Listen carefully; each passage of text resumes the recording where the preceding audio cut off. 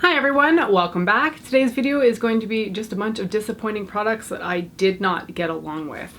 I'm gonna kick this off with my most recent hated one. This is the Happy Shower Gel by Lush. I was really excited to try this because I love Lush. I love their Christmas collection, which is what this is part of. And the appeal of this bottle is so good. It's like this deep seafoam turquoise base green gel with like gold and pink flecks of micro glitter dispersed throughout. It's beautiful to look at.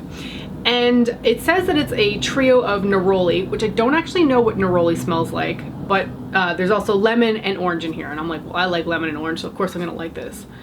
This scent is vile. It is so gross. It's heavy and cloying and just, I almost threw up in the shower. I'm not even kidding. I put this on my poof and then started to lather up my body and I was like, I don't know if I'm actually going to make it through this shower. The scent is so disgusting and I'm not looking forward to smelling it right now.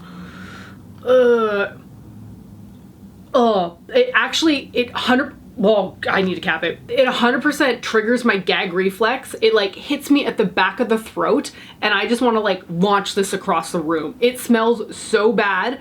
There is a hint of that citrus, lemon, and orange in it, but it's not strong enough that it overpowers what must be the neroli. The neroli is so thick and cloying. It smells like a musty library, which you think would smell good because I do like the scent of books. But it smells like a musty library that hasn't been opened in over a century and people have died in there. It is just so gross. And I've heard other people saying they love the smell of this and I'm just like, I don't know what's wrong with you, but I cannot get down with this scent.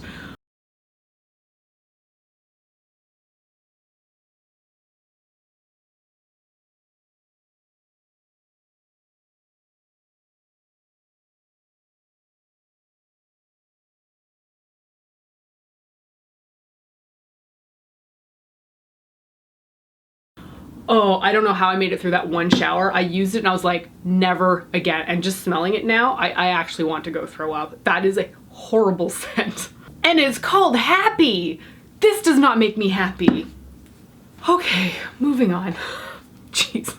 I had a really vicious, volatile reaction to that thing, let me tell you. This one is less so. So this is the Pixi On The Glow MultiUse Moisture Stick. And I thought this was super cool because it's a travel-friendly moisturizer used on the face, lips, body, and hair. Okay, I don't really know why I'd use this on my hair. I only use this on my face because I was interested in having a solid moisturizer for travel. I thought it would be really neat. And it's cool too because it goes straight up, but you twist the base and it just kind of like swivels. Anyway, I thought it was a cool mechanism. This stuff is so firm that I was like dragging it down my face to use it. It just doesn't really, I don't know, it's gliding on my hand much nicer than it tried to go on my face the other time before. It just, okay, first of all, it felt really firm on my face and then it leaves kind of like this waxy but like semi-wet sticky substance. I put it on once and I was like, absolutely not. There's no way I can use this thing because it was tugging the first time and then it just left me with this horrible like residue. Like my fingers just sort of like stick to the back of my arm or hand where I put a little bit on. I just do not like this thing and it's so disappointing because I wanted to like this because it would be fantastic to have a solid moisturizer for travel, especially since it's in such nice like compact packaging, but no, that one is no from me. Okay, the next one is a foundation in this beautiful and yet slightly ridiculous packaging. So this is the Stila Lingerie Souffle Skin Perfecting Color. So this is in the shade 1.0, which is a little bit too deep for me right now. Even though it's so funny, I got color matched at a Stila event quite a while ago. It took me a while to try this product out and they color matched me, I think, a shade up and I went, no, like put the shade down. Like this is not my normal color. I think it was during the summer or something like that. And I just knew that the color match was going to be too deep. Well, they did end up color matching me down and it's still too dark, which is a slight issue, but it's not really why I don't like this thing. So first of all, although the packaging is really nice, really weighted, it looks luxurious. Like this is a nice thing to display on your counter. The problem is for me that I cannot with this formula. So I struggle, first off, let me point this out. I struggle with whipped cream type foundations. Do you remember that Revlon whipped foundation? Is that what it was called? I don't remember. It was in a tub. I used the whole thing up, but it was not a pleasurable experience. And I just didn't like how it made my skin feel. It was thick and heavy. And this feels no different. And sometimes I can get away with the thick and heavy aspect of a foundation if it makes my skin look really nice. But this made me look about 10 years older. And I was like, okay, you're thick, you're heavy, and you actually age me. I do not want to wear you. So as you can see, it's a pretty thick cream. Doesn't really smell like much, which is nice. But the color, it's just bizarre. Like, I know it doesn't match me at all, but for such a light shade, this should definitely be lighter because I don't even know. Like this is shade 1. I don't know if they have like a 0.5 or even a 0. And if this is one of their lightest shades, like this is a total no-go for a lot of people. My biggest problem with this foundation though is that it just looks horrific on my face. It never sinks in. It doesn't blend smoothly. It lays on top. It gathers in certain areas. It slides around. Like it does all the things that you don't want a foundation to do. And I think I tried it with a brush initially, my beloved Quo HD foundation brush. And I tried it with a sponge too, just to see if that would pat it in better. And nothing worked. It just looked like a heavy paste of cake layer all over my face. I think I wore it one day to work and I was like, I don't even want to try again because nothing should be this bad on first use. So I threw it in this disappointing pile. I will never touch this foundation again. I tried with a brush and a sponge, and if those two don't work, I don't care. Like, I shouldn't have to work harder for a foundation when most of my other foundations work just fine right off the bat. So I would never recommend this to anybody unless you seriously just want to empty this out and put it as a display piece because it is quite nice looking. Oh, this is a sad one. So this is a mini palette by Tarte. This is their foil finger paints, and the shade I have is Bahamas, although there's 3 different colors in here.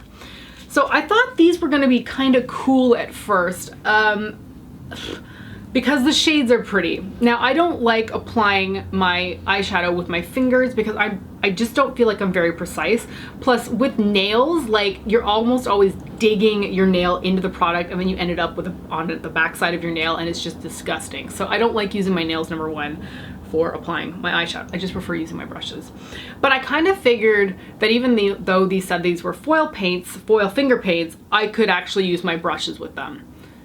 Nope. No go. My brushes would not pick up this product. I was like, well, that's really weird. So I did end up putting them on my eyes with my fingers, and they looked okay for about 30 seconds, and then they just started to crease, and crease horrifically. It looked like I had probably put like 5 layers of this stuff on my eyes, and it just started to like crumble and crease together. I had like severe crease lines through my eyes that day at work, and it was just really disappointing. And it's a shame too because the colors in here are actually quite pretty. This champagne color down here is a beautiful lid shade. I love this copper tone down here, but I put that thing all over my lid and it performed miserably. And then this interesting sort of like, it's like a brown copper, it changes color. There's a little bit of green flecks of glitter in there. It's really cool, but the formula is atrocious. It feels sticky too. So my eyelids were like sticking together that day. It was an absolutely miserable experience wearing these. And I think this thing is pricey too. Like I want to say this is like maybe 30 bucks for 3 shadows.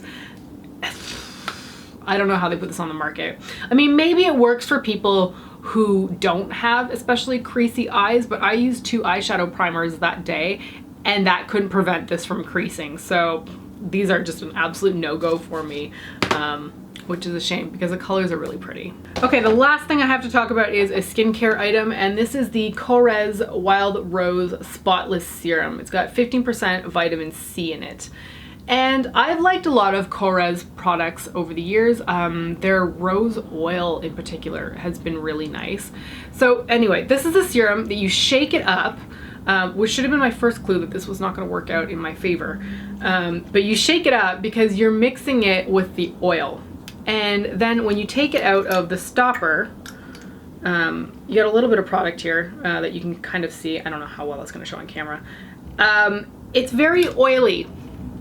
It's very oily, which I would like in like a nighttime oil, but not in like a daytime serum. Every time I put this on my face after I'd applied like my toner and then I applied serum and then I put moisturizer on top, my moisturizer would ball up with the serum because it was reacting with the oil. And then when I put my foundation on top of all of this nonsense, it just looked really bad. And this is foundation that I've been using for a very long time, so I know it works really well on me. It just, something with this serum, and it must be the oil base, just caused such a terrible reaction with all of the other products that I was putting on. So I just decided to stop using this after, I think I tried for 2 weeks. Like I was like, okay, just make it work. It's a little bit different than what you're used to. Because most of the serums I use, I feel like I put them on, they're hydrating, but they're not oily. They sink in. This one didn't really sink in, and it reacted so terribly with all of my other products. I was just like, I don't want anything to do with this. So this was really disappointing. And like I knew it was that product too that was causing the issue because I hadn't changed my toner. I hadn't changed my moisturizer or my foundation. The serum was the only one that I changed because I just finished, I think it was the Neutrogena Hydro Boost one. So I switched to that one and then I was like, nope, you're no good. So sadly that one didn't work out for me either. Okay, so that is it for my recent roundup of disappointing products. I just wanted to let you know about the terrible time that I've been having with them. I hope you found this video interesting. Thank you so much for joining me today, and I will hopefully see you next time. Bye!